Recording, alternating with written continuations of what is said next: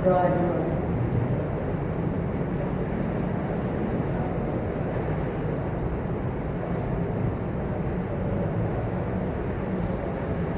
Berkelas di sini. Oh iya, apakah kalian pernah mengikuti bimbingan konseling sebelumnya?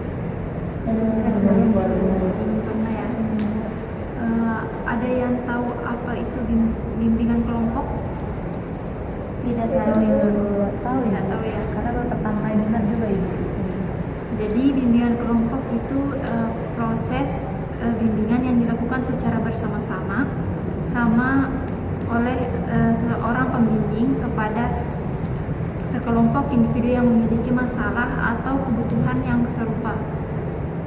Jadi tujuan bimbingan kelompok ini untuk membantu anggota kelompok dalam memahami dan mengatasi masalah atau kebutuhan mereka melalui interaksi antara sesama anggota dengan pembimbing, begitu.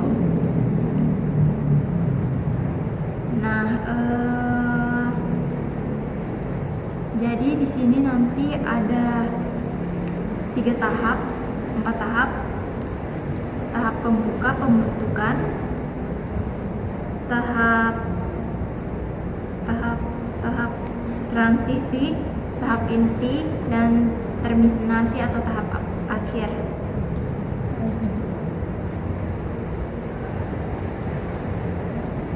Nah, di sini waktunya kita selama 45 menit, dan dalam konseling ini ada yang namanya asas kerahasiaan, kesukarelaan, dan asas keterbukaan. Nah, di sini asas kerahasiaan, bagaimana kita menjaga agar apa yang diceritakan di dalam konseling ini tidak terbuka keluar, hanya kita semua yang tahu. Dan kesukarelaan, bagaimana kalian itu sukarela datang ke sini dengan niat sendiri. Dan asas keterbukaan, bagaimana kalian terbuka menceritakan masalah-masalah kalian. Nah, sebelum kita mulai bimbingan ini, kita mungkin alangkah baiknya kenalan dulu. Mungkin mulai dari sebelah kanan Ibu. Perkenalkan Ibu, nama saya Nabila Syafi'i Ibu. Di sini saya dari kelas 12 kelas 1 kedua.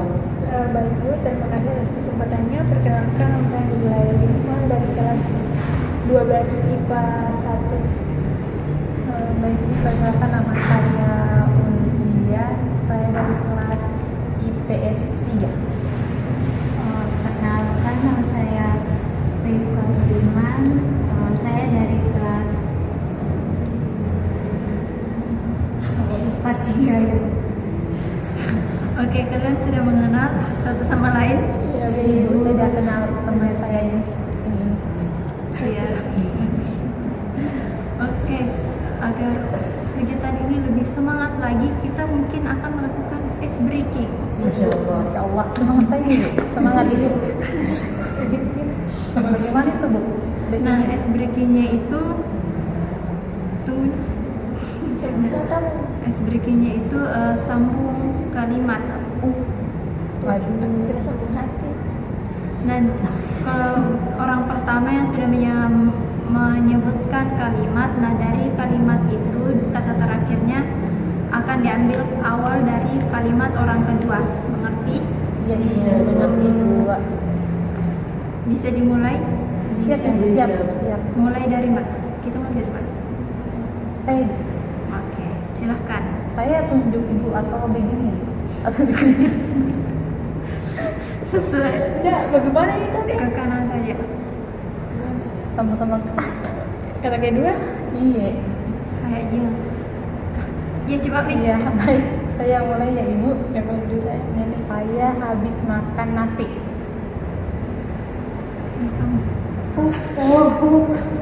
Nasi goreng sangat enak. Enak main badminton di hari Minggu. Badminton baik. Minggu. Dia kurang konsentrasi itu. Konsentrasi ya. Soalnya di pikiran saya itu berbeda. Atau kita ulang lagi? Iya Bu, Ulang kasih lagi. aduh Bu, lebih tunjukkan Bu biar Ya. kayak panik Ibu kayak gitu. Iya, supaya lebih seru Iya, ya. Bu, Ya, betul, Bu. kita mulai. Mulai dari siapa lagi? Dari siapa lagi kan saya pertama? Kan Mungkin teman-teman. kamu. Yang salah. Iya, yang Sarah. Saya pergi ke pasar. Siapa tunjuk? Pasar Minggu itu sangat cantik. Tunjuk. Oh, cantik itu adalah saya. Iya. Saya adalah Nabila. Adalah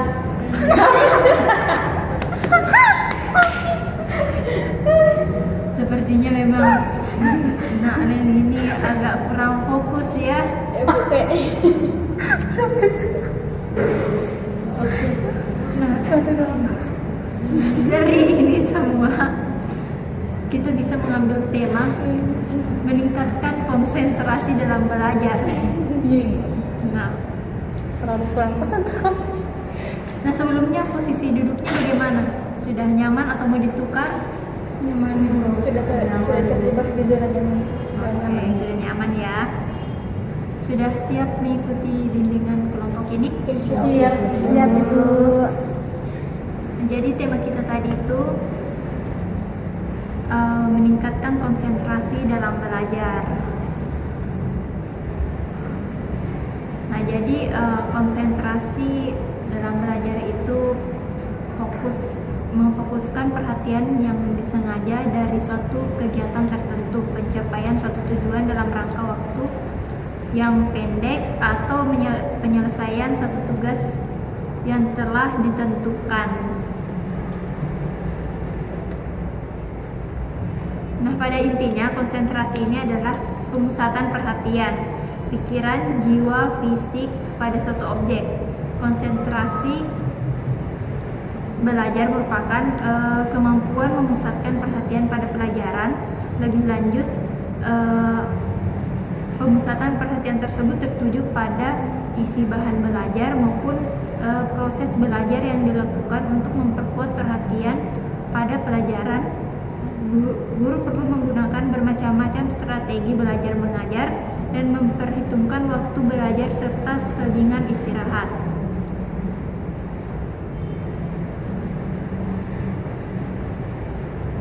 Nah, ada yang tahu manfaat dari konsentrasi dalam belajar ini? Saya Bu. Ya, silakan Mak. Manfaatnya itu Bu, kita kalau tahu tentang konsentrasi itu kita lebih paham tentang materinya Ibu. Iya. Ada lagi? Saya itu Ya. mungkin dari konsentrasi itu kita bisa lebih paham lagi tentang pembelajaran dan daya ingat kita tentang pembelajaran itu bisa lebih kuat lagi. Nah, iya.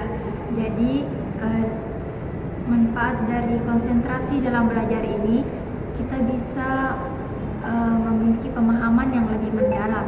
Dengan berkonsentrasi yang baik, seseorang dapat memahami materi pembelajaran secara lebih mendalam, mengaitkan konsep-konsep baru dengan pengetahuan yang sudah dimiliki dan memperkuat pemahaman mereka. Nah, yang disebutkan tadi Nak Ulfi juga ada daya ingat yang lebih kuat. Ini betul.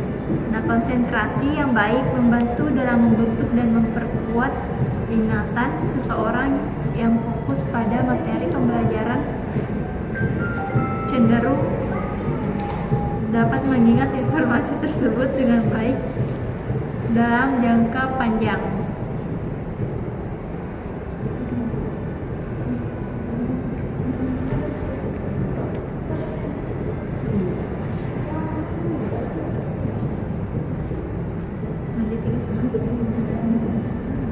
Nah, yang ketiga ada peningkatan kinerja akademik. Jadi dengan berkonsentrasi dengan baik cenderung mencapai hasil akademik yang lebih baik karena mereka dapat menghabiskan waktu belajar lebih efisien dan efektif.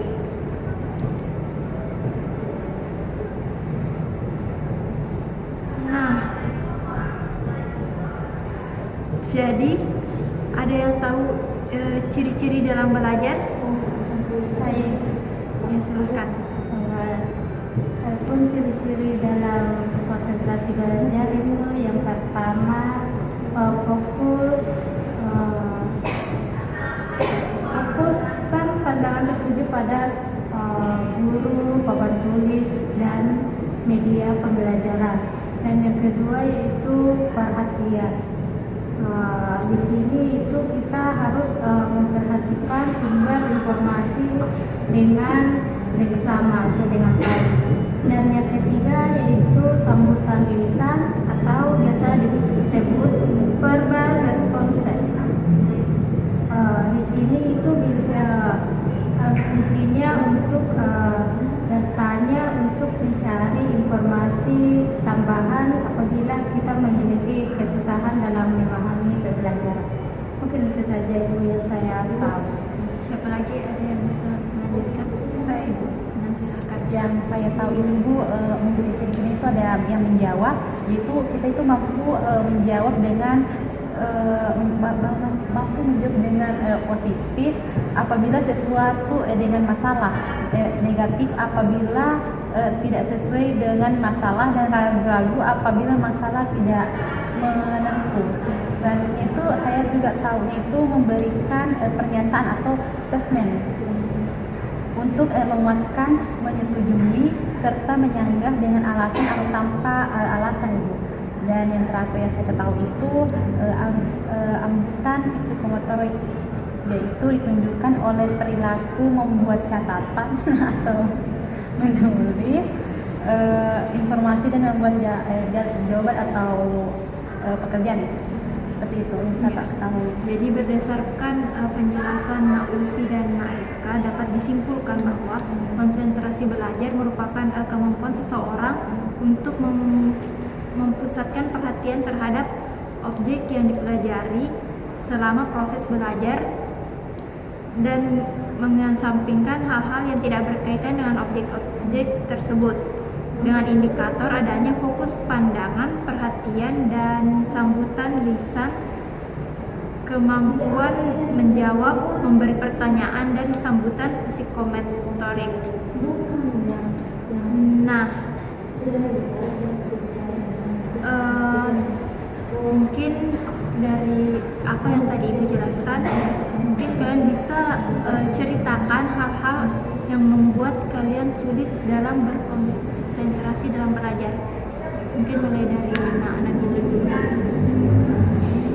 Baik Ibu, terima kasih atas pertanyaannya.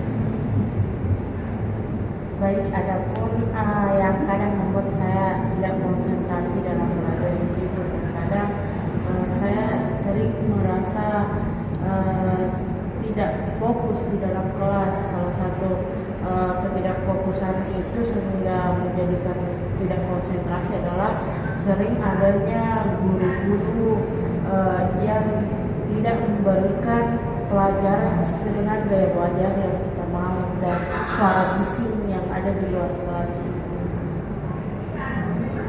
Coba siapa lagi? Saya Ya, silakan.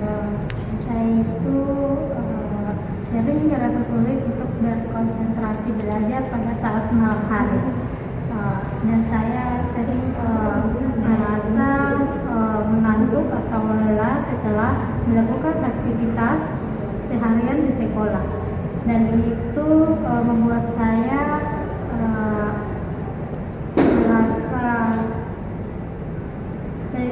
saya sulit untuk bisa memahami atau berkonsentrasi dalam memahami pembelajaran dengan baik, dan seringkali tertidur pada saat pembelajaran di kelas. Mungkin itu saja dari saya. Siapa lagi? Coba Nak ceritakan. Baik Bu, terima kasih atas kesempatannya. Nah, jadi saya itu Bu lebih sering terganggu oleh suara televisi yang menyala di ruang tamu. Nah, atau suara gaduh dari tetangga sebelah Bu. Akibatnya saya sering merasa frustasi dan sulit untuk memahami pelajaran dengan baik. Kalau Nak Ulfi bagaimana masalahnya? Kalau saya Bu, saya merasa sulit untuk berkonsentrasi saat belajar di rumah karena sering terganggu dengan suara tetangga saya Ibu. Dia itu kalau karaoke itu besar sekali suaranya Bu, sampai ke kamar saya. Terus ada juga Bu, bisingan dari suara televisi yang nyala di rumah saya atau suara kendaraan yang lewat di jalan depan rumah saya Bu. Seringkali itu membuat saya sulit untuk fokus pada saat belajar seperti itu Ibu. Dan itu semua bisa menurunkan konsentrasi belajar kita ya, dan menurunkan nilai kita di sekolah. Nah, sekarang Ibu mau membagikan video, silahkan ditonton dan nanti silakan satu orang menyimpulkan apa yang ada di dalam video tersebut. Nah, Ibu bagikan di grup ya yang sudah kita buat. Silahkan dinonton. Durasi waktunya itu ada 5 menit. Silahkan dinonton dulu.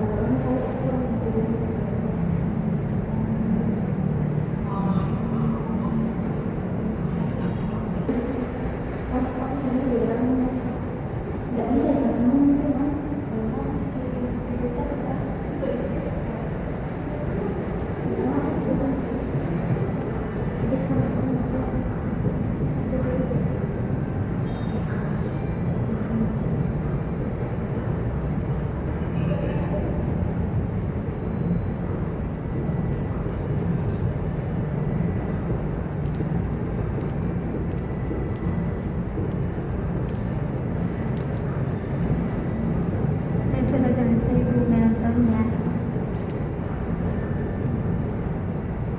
Yang lain sudah selesai? Iya Ibu, sudah. Belum ya?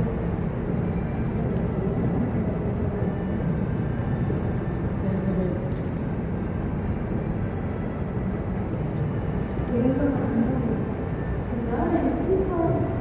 Nah, Leli sudah? Sudah. Ada yang bisa tahu makna dari video tersebut? Bisa dijelaskan? Ya, silakan Naomi. Jadi dari video yang saya tonton tadi menggambarkan pentingnya fokus dan perhatian dalam proses pembelajaran. Dalam video tersebut disampaikan bahwa dengan meningkatkan konsentrasi seseorang dapat lebih efektif dalam menyerap informasi, memahami materi, dan mengingat dengan baik. Melalui teknik-teknik yang diajarkan dalam video seperti meditasi, pengaturan lingkungan belajar, dan manajemen waktu, seseorang itu dapat meningkatkan kemampuan konsentrasinya, jadi sehingga dapat belajar dengan lebih efisien dan produktif lagi Bu. Seperti itu. Iya, betul sekali.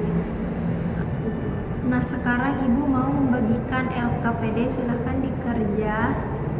Ibu kasih waktu selama 5 menit karena soalnya mudah.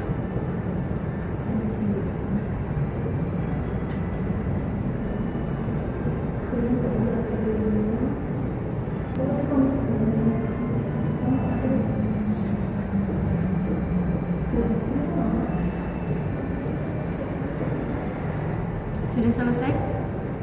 Itu tinggal sedikit lagi.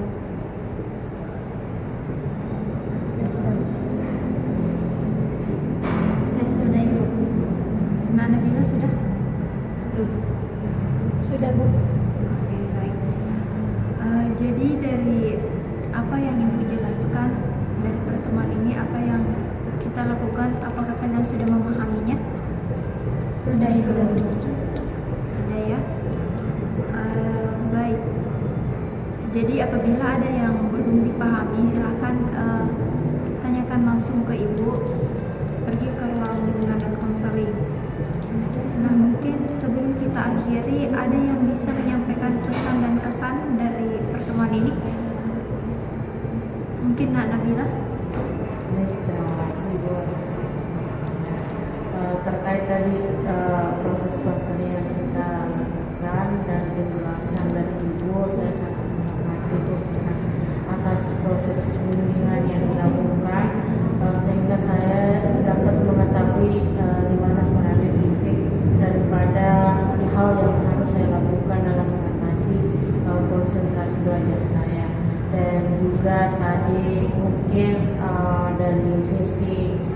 ice breakingnya bisa ditambah agar yang tidak fokus menjadi fokus karena tidak fokus. Terus baik, mungkin itu Ibu, terima kasih. Ya, baik.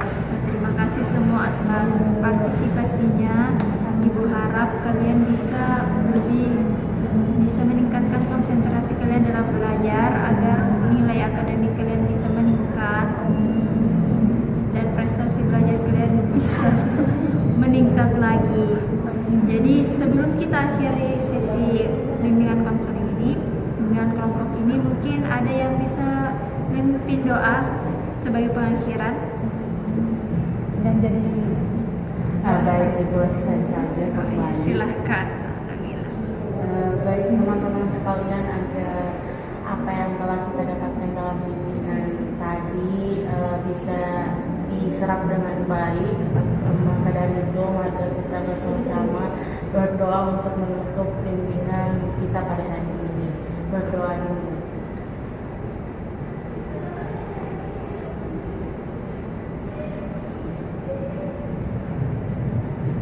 Sudah selesai. Oke, baik, kan waktunya sudah habis. Kalian bisa kembali ke kelas masing-masing. Ibu, terima